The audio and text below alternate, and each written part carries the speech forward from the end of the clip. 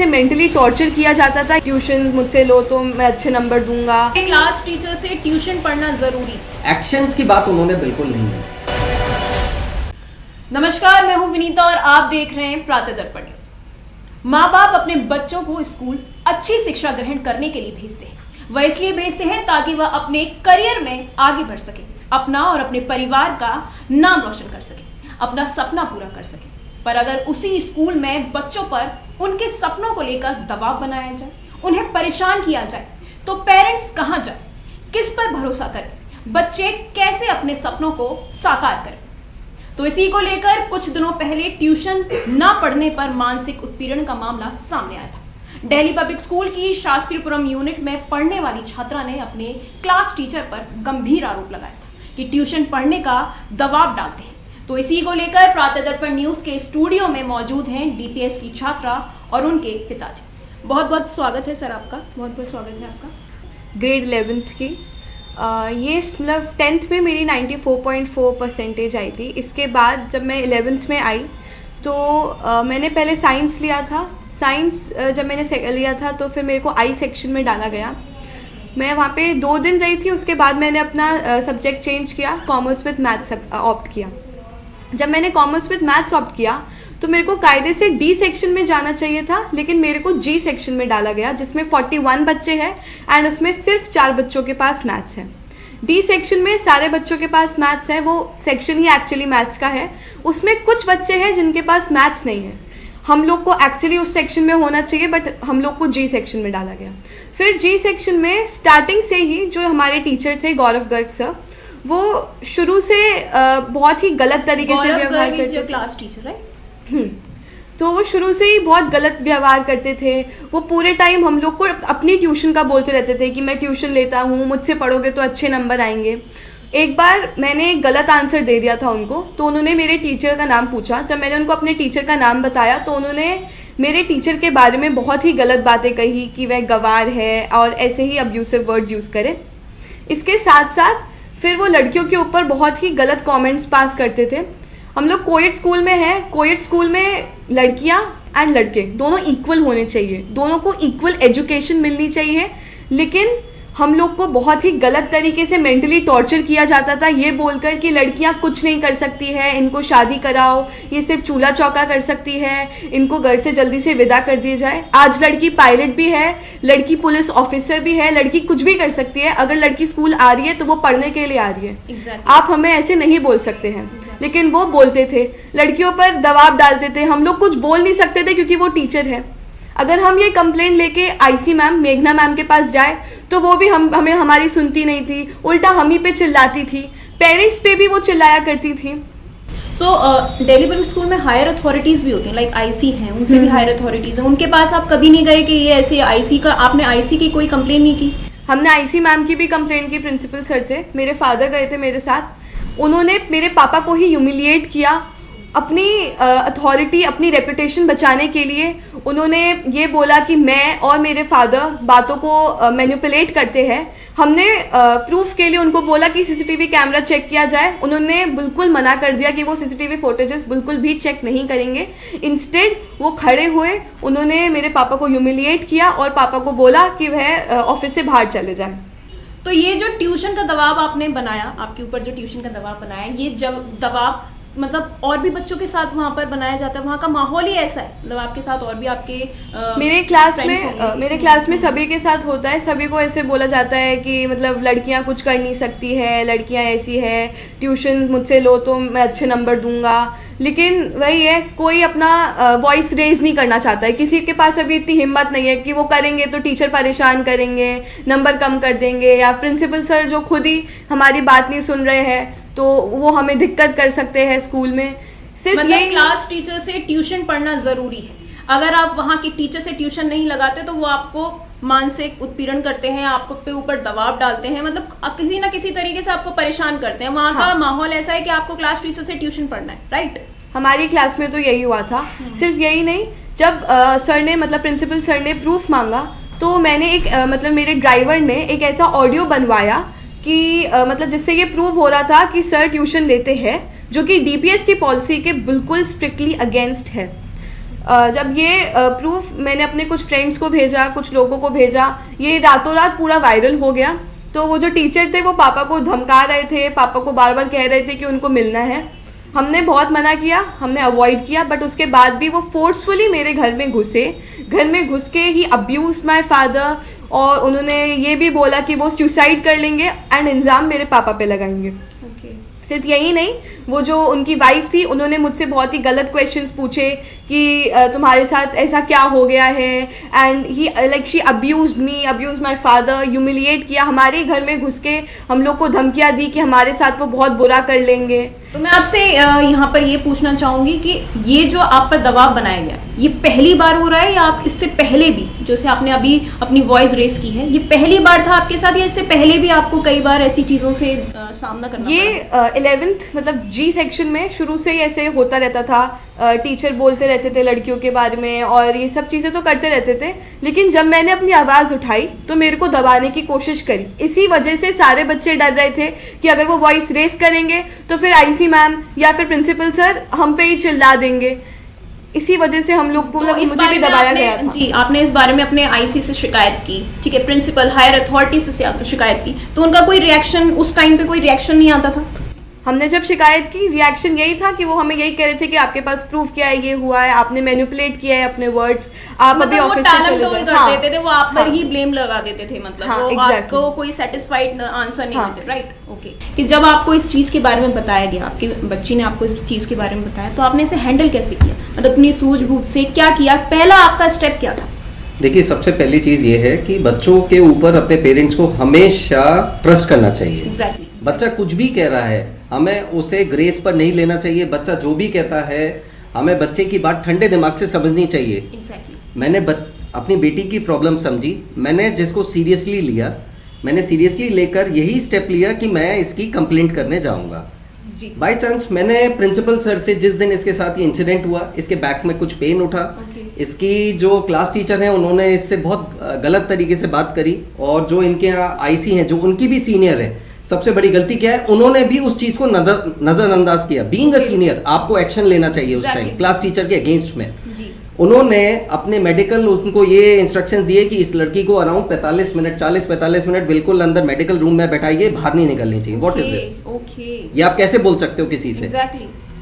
फिर जब मैं ये चीज़ लेकर, ये बात है लास्ट सैटरडे की, जब मैंने प्रिंसिपल सर से बोला तो उन्होंने बिल्कुल पोलाइटली, बिल्कुल उन्होंने कुछ भी मुझसे गलत चीज़ नहीं बोली। उन्होंने सारी चीज़ें एक डायरी में नोट करी कि आपके साथ क्या क्या इंसिडेंट्स हुए हैं, और उन्होंने मुझे कंफर्म ये किया कि मैं इसके अगेंस्ट में मैं चेक कराता हूँ। और फिर साथ में मुझसे ये भी पूछा कि मतलब मेरी बेटी से कि आपके पास कोई प्रूफ्स हैं इंसिडेंट्स के? तो मैंने उनसे बोला, सर क्या प्रूफ्स बनाना बच्चे के हाथ में, बच्चा बोल रहा है सबसे बड़ा प्रूफ तो यही है।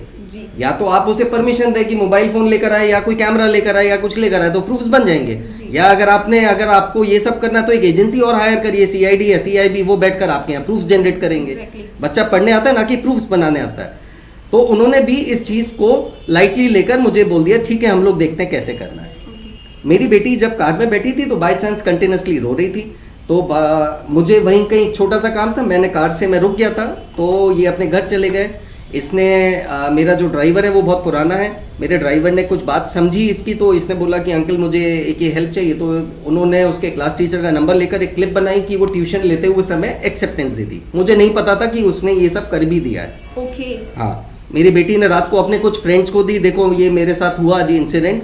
तो उस वीडियो में इन्होंने एक्सेप्टेंस दे दी कि हाँ ठीक है मैं ट्यूशन के लिए आप यही बोलना चाह रहे हो ना? हाँ। टीचर को एक्सेप्टेंस दे दी कि ठीक है मैं आपकी यहाँ पर ट्यूशन पढ़ूंगा। टीचर को उन्होंने कॉल किया कि क्या आप ट्यूशंस लेते हैं, मैं इस क्लास से 11G से ये बोल रहा हूँ, तो उन्होंने बोला हाँ मैं लेता हूँ, मेरी फीस 12,000 ऐसा कुछ है।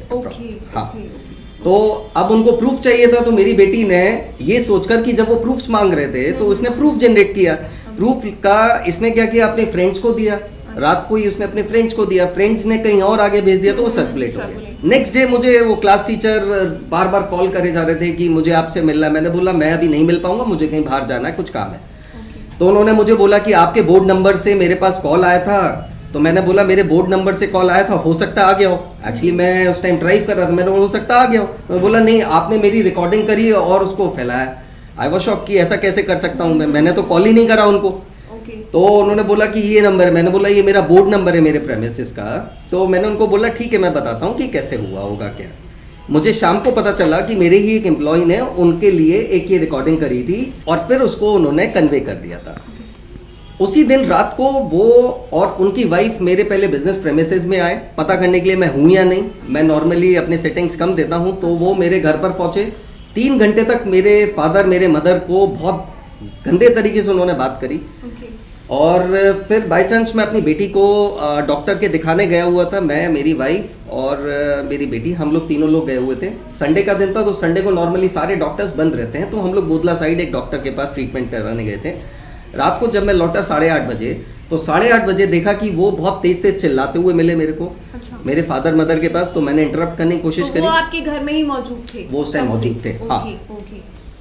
फिर जब मैंने एंटर किया तब मैंने समझा, तब उन्होंने बोला कि आपने मेरी लाइफ खराब कर दी, मेरे को कोई जॉब भी नहीं देगा, आप इसको तुरंत में एडमिट करिए कि आपने ये बाय मिस्टेक कर दिया। मैंने बोला मैं क्यों एडमिट करूं, मैंने कोई गलत तो किया नहीं है, अगर मैंने करा भी है तो मैंने कुछ गलत नहीं किया। आपने गलत काम किया, आप ट्यूशंस क्यों लेते हो और आप प्रेशराइज क्यों करते हो? तो यहाँ भी आपके ऊपर प्रेशर बना रहे थे वो कंटिन्यू। मुझे बल्कि प्रेशर इस लेवल का उनकी वाइफ ने दिया कि मैं सिख हूं, आप बढ़िया हो, मैं आपके साथ वो कुछ कर दूंगी जो आपने कभी एक्सपेक्ट नहीं करा, वो लेवल मैं क्रॉस कर दूंगी। तो मैंने बोला ठीक है चलिए कोई बात नहीं। मैं तब भी चुपचाप सुनता रहा, मैंने बिल्कुल रिएक्शन नहीं दिया। फिर मैंने उनको ये बोला मैं कल आपसे स्कूल में आके ही बात करूंगा मैनेजमेंट के सामने। नेक्स्ट डे मैं मंडे जब स्कूल गया, स्कूल में जब मैं जैसे ही प्रिंसिपल ऑफिस में एंटर हुआ, मैंने बोला कि आपके यहाँ से ये इसके क्लास टीचर, मेरी बेटी के क्लास टीचर और उनकी वाइफ मेरे घर पर आए थे। तो उन्होंने बोला कि सर आप ही ने कुछ गलत किया होगा तभी वो आए हैं।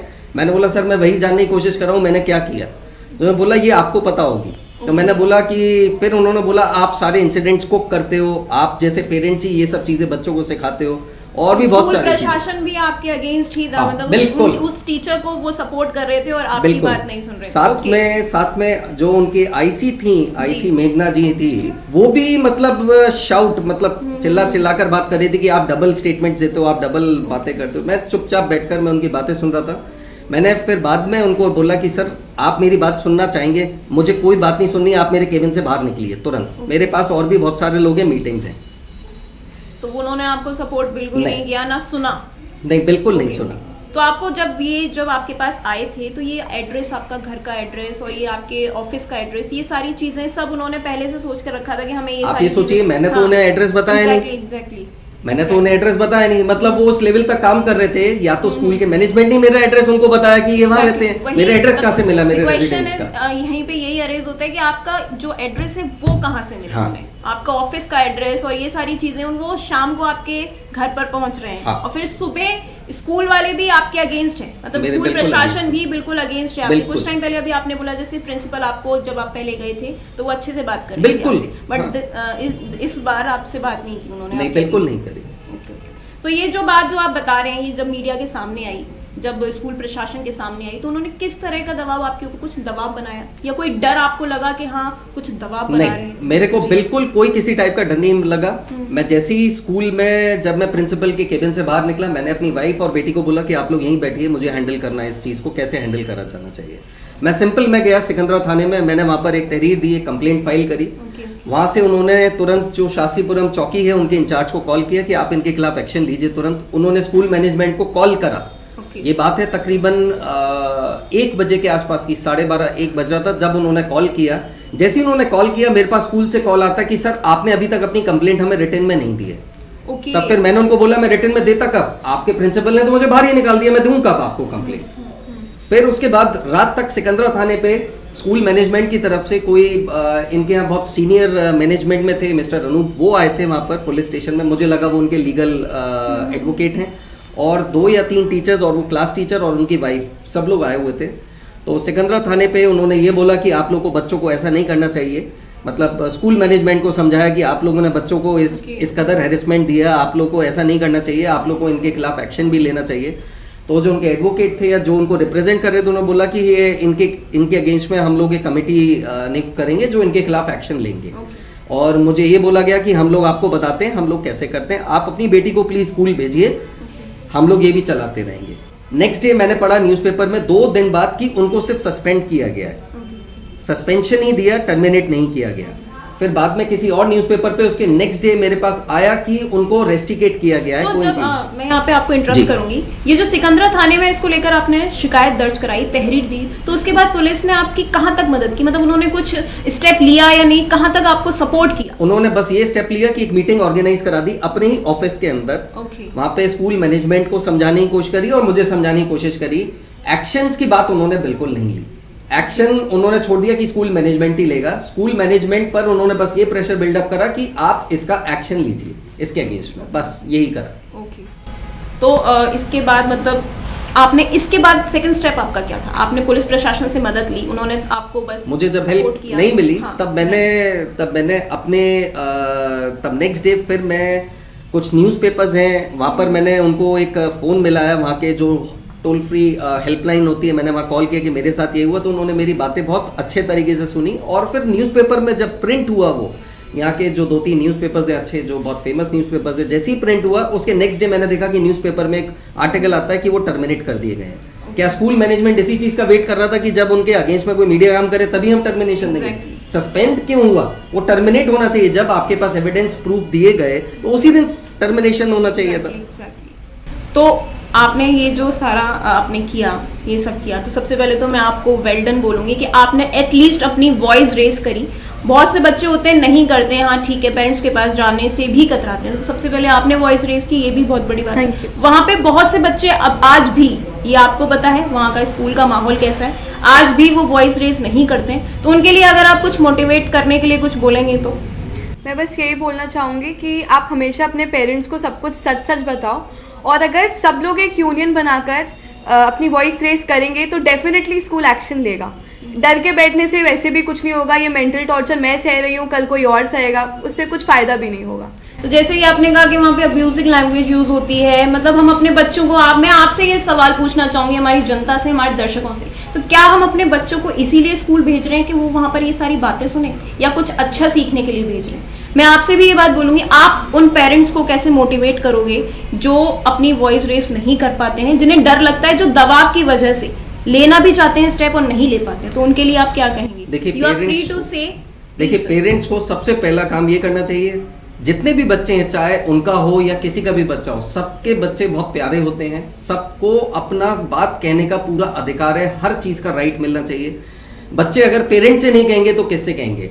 और अगर पेरेंट्स उनकी बात नहीं सुनेंगे, अगर उनको ये बोलेंगे बेटा ये स्कूल की रोज डेली की ऑनगोइंग प्रैक्टिसेस हैं, आप लोग अपने आप को कंट्रोल करो, आपके एडमिशन्स में दिक्कत आएगी, आपके पढ़ाई को लेकर दिक्कत आएगी, ऐसा कुछ नहीं होता। अगर आप स्कूल मैनेजमेंट के अगेंस्ट में अगर आप नहीं जाएंगे, उनके टीचर्स की गलतियां आप उन्हें नहीं दिखाएंगे, तो उन्हें पता कैसे चलेगा? और अगर स्कूल मैनेजमेंट ये सब चीजें नहीं सुनता, तो उसके ऊपर भी अथॉरिटीज हैं। हमारे देश में बहुत सारी अथॉरिटीज बनी हुई है जो उनके खिलाफ एक्शन ले सकती हैं, पर अगर हम पहुंचेंगे नहीं वहां तक, कंप्लेंट ही नहीं पहुंचाएंगे, तो एक्शन कोई क्या करेगा? एग्जैक्टली। तो अभी जितना भी प्रोसेस हुआ सर, मैं आपसे ये कहूंगी कि आप सेटिस्फाइड हैं हमारे पुलिस प्रशासन से, हमारे स्कूल प्रशासन ने, जो भी जिसने भी जैसा भी आपको जो अभी करा है, टर्मिनेट किया है, यू आर सेटिस्फाइड और नॉट? नहीं, मैं अभी बिल्कुल पूरे तरीके से सेटिस्फाई नहीं हूँ।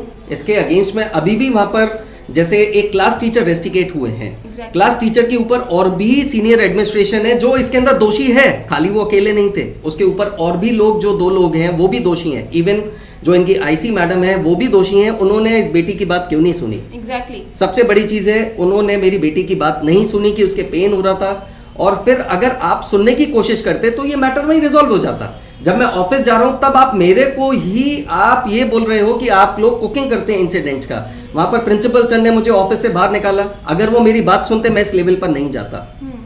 तो दोषी मेघना मैडम भी है इसकी, बल्कि उतनी ही दोषी है जितने वो क्लास टीचर हैं। इवन मैंने जितनी बार मैं उनके पास गया हूं, उन्होंने कभी भी मुझे सेटिस्फाइड रिप्लाई नहीं दिया है। मेरे से एक बार तो उन्होंने ये तक पूछ डाला कि आपकी क्वालिफिकेशन क्या है। अब मुझे ये नहीं समझ में आता, मेरा बच्चा पढ़ने आ रहा है या मैं पढ़ने जा रहा हूं वहां पर, कि मुझसे मेरी क्वालिफिकेशन पूछी जा रही है। सही बात है जी। तो जहां तक अभी आप पहुंचे हैं, तो मैं भी अब अपील करूंगी दर्शकों से अपने, कि जैसे ये पेरेंट्स आए हैं हमारे पास, हम उनको हमेशा सपोर्ट करेंगे। आप भी अपनी वॉइस रेस करें, आप भी आगे बढ़कर बच्चों को, अपने बच्चों को बताएं। और पेरेंट्स से भी मैं यही बोलूंगी कि आप हमारे पास आएं, हमारे जैसे और भी लोग हैं जो आपको सपोर्ट करेंगे, उनके पास जाएं। मेरी एक रिक्वेस्ट और है एडमिनिस्ट्रेशन से, हर इंस्टीट्यूशन के ऊपर एक लोकपाल होता है, चाहे हम कोई भी गवर्नमेंट वो देखते हैं। इवन अगर हम देखें तो एक हमारे यहाँ पर सबसे पहले अन्ना हजारे जी ने अनशन किए थे एक लोकपाल तंत्र बनाने के लिए, वो हर जगह बना दिए गए। बैंकिंग में एक ओम्बड्समैन बैठे हुए हैं, हर जगह एक ओम्बड्समैन है। मैंने इवन स्कूल एडमिनिस्ट्रेशन से एक लेटर टाइप किया था जो उनके प्रमोटर्स है उनके नाम पे, कि हमारे स्कूल, हर स्कूल में एक ओम्बड्समैन होना चाहिए जो पेरेंट्स और बच्चों की आवाज़ सुने, ना कि स्कूल एडमिनिस्ट्रेशन की भी आवाज़ सुने, साथ में हमारी भी सुने। क्योंकि कभी कभार क्या होता है कि स्कूल एडमिनिस्ट्रेशन भी उतना ही दोषी होता है जितना वो लोग बच्चों को दोषी ठहराने की कोशिश करते हैं। तो हमारी आवाज़ कौन सुनेगा? हर पेरेंट को ये नहीं पता कि कहाँ कहाँ के दरवाजे खटखटाने चाहिए। तो उसके लिए एक स्कूल, हर बड़े स्कूल में एक ओम्बड्समैन बैठना चाहिए, एक लोकपाल बैठना चाहिए जो हमारी आवाज़ सुने, हमारे बच्चों की आवाज़ सुने कि उनको क्या प्रॉब्लम हो रही है उस स्कूल से, और वो प्रमोटर्स या गवर्नमेंट इंस्टीट्यूशंस तक पहुंचाएं कि यहाँ पर ये दिक्कत आ रही है, आप इसको रिजॉल्व करिए।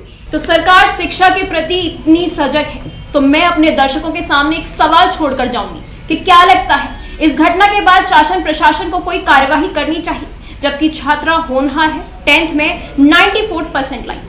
ऐसे स्कूलों पर, ऐसे स्कूल टीचर्स पर जो बच्चों पर दबाव डालते हैं उन्हीं से ट्यूशन पढ़ने के लिए कोई कार्यवाही होनी चाहिए या नहीं, या फिर ऐसे ही शिक्षा का मजाक बनता रहेगा? ये सवाल मेरा आपसे है। तब तक के लिए देखते रहिए प्रातःदर्पण न्यूज, निष्पक्ष आवाज। से मेंटली टॉर्चर किया जाता था, ट्यूशन मुझसे लो तो मैं अच्छे नंबर दूंगा। क्लास टीचर से ट्यूशन पढ़ना जरूरी। एक्शंस की बात उन्होंने बिल्कुल नहीं है।